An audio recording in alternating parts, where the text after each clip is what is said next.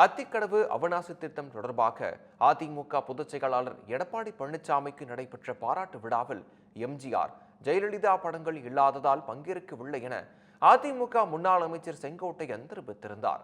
இதுகுறித்து அதிமுக முன்னாள் அமைச்சர் ஜெயக்குமார் மற்றும் அமமுக பொதுச் செயலர் டிடிவி தினகரன் மற்றும் சட்டத்துறை அமைச்சர் ரகுபதி தெரிவித்த கருத்துக்களை ஃபேஸ் ஆஃப் பகுதியில் பார்க்கலாம். ஆகவே இந்த பணிகளை துவங்கிய நேரத்தில் இந்த துவங்குவதற்கு அவர்கள் அடித்தளமாக இருந்திருக்கிறார்கள். ஆகவே அவருடைய படங்களாம் இல்லை என்று நான் அவரிடத்திலே கவனத்திற்கு எடுத்து சென்றேன்.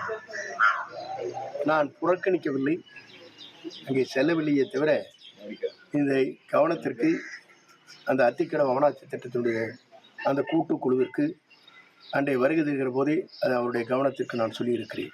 பொதுச்செயலாளர் பொறுத்தவரையில் பேச்சிலே சொல்லியிருக்காரு. அவர் இங்கே எல்லாருமே எல்லா கட்சியும் சார்ந்தவங்க இருக்காங்க. அப்படி இருக்கும்போது பார்த்தீங்கன்னா அந்த வகையில் அந்த ஒரு அரசியல் கலப்பு இருக்கக்கூடாது.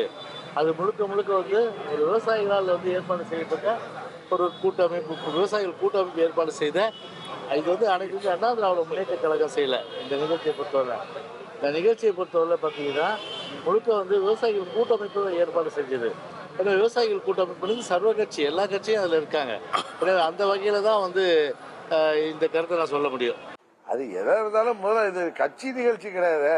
இது அவர் கொண்டு வந்த அந்த திட்டத்தை கொண்டு வந்ததுக்கு காரணம் யாரு?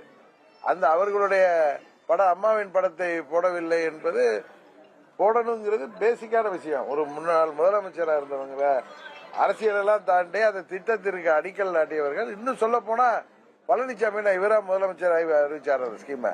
அம்மா அவர்களுடைய ஆட்சியின் நீட்சியாக அவர் உட்கார்ந்து பண்ணது. அதனால இந்த பதிலெல்லாம் சும்மா மலுப்பல் தானே தவிர இது அம்மாவையும் புரட்சி தலைவரையும் அசிங்கப்படுத்துகின்ற விதமாக அந்த பதில் இருக்கு. அத்திக்கடவு அவிநாசி திட்டம் முழுமையாக முற்று பெற்றிருக்கிறது. திறப்பு விழா தான் நடத்த வேண்டும். அது அவருக்கும் தெரியும். அங்கே இருக்க எங்களுடைய அமைச்சர் முத்துசாமி அவர்களும் அதை தொடர்ந்து சொல்லிக் கொண்டிருக்கிறார் என்பது உங்களுக்கு தெரியும். அவருக்கு எந்த பயமும் கிடையாது என்பதெல்லாம் தவறு. இன்றைக்கு கட்சி அவருடைய கட்டுப்பாட்டில் இருக்கிறதா என்பதை அவருடைய முன்னாள் அமைச்சர்களாக இருந்தவர்களே இன்றைக்கு பேசுகின்ற பேச்சுக்கள் உங்களுக்கு எடுத்துக்காட்டும். எனவே கட்டுப்பாட்டிலே கட்சியை கொண்டு வருவதற்கு அவர் இன்றைக்கு படாத பாடுபட்டுக் கொண்டிருக்கிறார்.